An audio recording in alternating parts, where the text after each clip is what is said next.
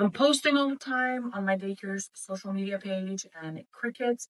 No one is reading, no one is clicking, no one is DMing me, and I just don't know what to do. If you've ever thought these things to yourself, you're in the right place. My name is Rizakos, and I help providers just like yourself with their social media marketing. I actually ran my own childcare center for over 16 years, and now I run the childcare business marketing agency, and I'm also the host of the Grow Your Daycare podcast.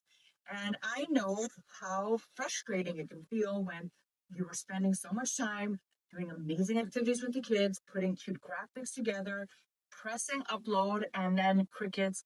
No one seems to care, honestly. And that leaves you feeling defeated, overwhelmed, thinking, is it even worth it? So, over the next couple of minutes, I'm going to share with you exactly what exactly is happening and how you can fix it. And then I'm going to give you a free resource to kind of guide you next time you're thinking about creating content on your social media platforms.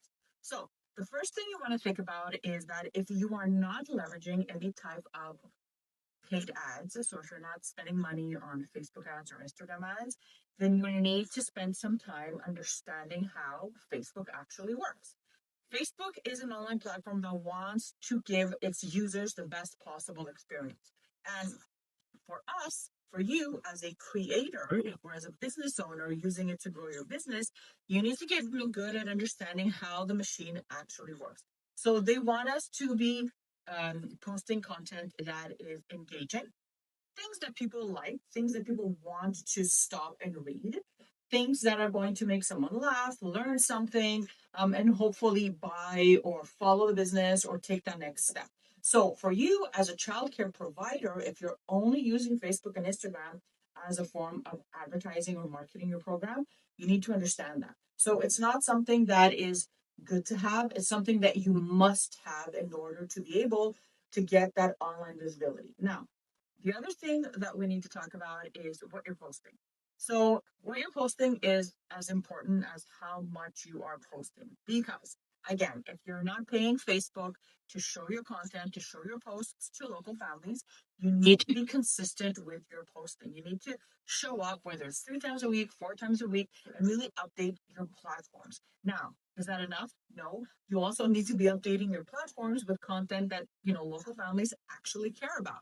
So things that your families and your community worry about, have questions about, what's important to them, and create content around that. So you don't have to be posting every single day and you don't have to be posting about all the things. You just have to be strategic when you do show up online that it is with the intention of either educating a local family, showing them what makes you different, what makes you unique, um, sharing a peek as to what it's like to be in your program, in your center, in your home daycare as a child, like what are you doing behind the scenes type of thing, and obviously a little bit about you, the owner, honestly, right? So what is that? What would that look like? Well, what I usually tell clients when I'm working with them is let's choose 4 or 5 pillars that we can actually base our marketing on. So here are just a few examples. The first one could be, let's say, your Montessori program. So you would create content around Montessori, the educational approach, what it means, why it's different from other types of home daycares that offer other types of educational approaches, what it looks like in terms of organizing activities, what it looks like in terms of the actual toys, and really just educate families that are interested in this type of philosophy. The other pillar could be that you are really big on offering organic meals or vegan meals, right? And really talk about that. Maybe you are Christian based and you want to create content around that as well. How you bring in your faith with the activities and what the kids get out of it. Maybe you specialize in getting kids ready for school and you want to talk about that. Maybe you are a center that offers STEM, robotics, things like that, and you really want to create content around that. No, so that's how I would approach content in terms of knowing what to post and really just putting things out there in a way that actually attracts local families. Now, the algorithm has changed over the last couple of years, and your creatives are actually targeting your audiences now. So it's really important that on every piece of content, so whether it's a video, a reel you're creating, or a picture and graphic, that you have your address on the actual piece of content so that Facebook can actually target local families that are living in that area. That's really important. The other thing you want to leverage are tags, obviously making sure that you are tagging your pictures, whether you're using geotags or whether you're using hashtags to make sure that you come up when someone is searching and that someone is local to you, obviously. And the last thing I want to mention also is that you always want to think about the parent that is in your community that's scrolling, that is thinking about daycare, right? Because not everyone that is scrolling in your community that has a child is ready to enroll.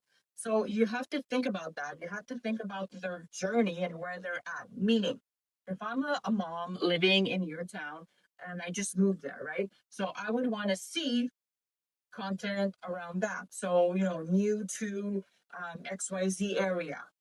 Let me talk to you a little bit about my daycare, right? That type of content, because that really calls out a local family that just moved in your area. Let's say you want to target, let's say you have to fill up your toddler room and you need to get more toddlers booking visits with you, right? More parents of toddlers booking visits with you. So you would create content around that. Not only would your graphic show more toddlers, and you would mention toddlers in there, you would also say that in your copy. So if you are living in Montreal area and you have a toddler, you're looking for daycare in the next month or so, continue reading or whatever. This is just an example. I just want to show you that targeting is done through your creative and your ad copy. So when you're putting content out there, you have to always think about that. Where is the ideal client of mine? Where are they at in their decision making journey? Do they have a toddler? Are they going to school in September? Are they just moving in the area?